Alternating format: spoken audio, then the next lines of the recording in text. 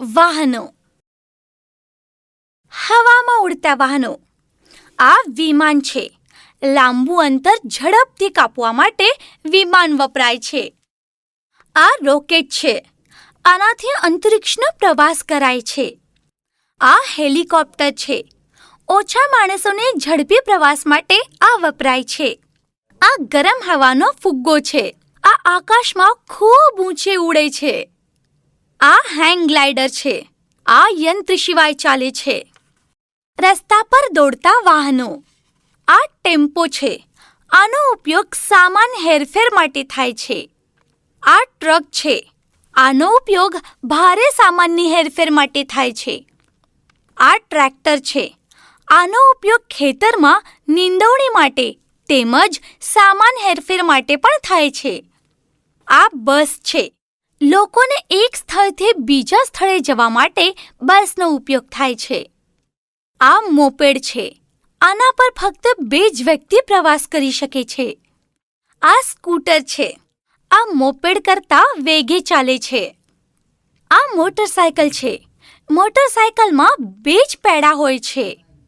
આ જીપ છે. જીપ કોઈ પણ રસ્તાથી જઈ શકે છે. આ ઓટો રિક્ષા છે. આ એક નાનું પ્રવાસી વાહન છે. આ રૂગ્ણવાહિકા છે.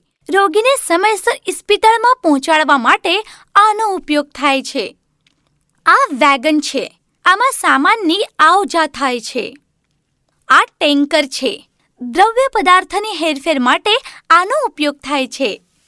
આ મોટરગાડી છે. મોટરગાડી આરામદાયક વાહન છે. આ વેન છે. આ માલની હેરફેર માટે વપરાય છે. આ દ્વિમાળી બસ છે. આમાં ઉપરના માળે પણ લોકો બેસી શકે છે. આ સ્લેજ છે. બરફાળ પ્રદેશમાં આનો હેરફેર માટે ઉપયોગ થાય છે. આ વિદ્યુત ટ્રોલી છે. ડુંગરીય ભાગોમાં ઊંચાઈ પર જવા માટે આનો ઉપયોગ થાય છે. આ આગગાડી છે. તે ફક્ત પાટા પર જ દોડે છે. આગગાડીમાં એક જ સમયે સેંકડો લોકો પ્રવાસ કરી શકે છે. તેમજ સામાનની પણ આપ-લે થાય છે. પાણીમાંના વાહનો. આ જહાજ છે.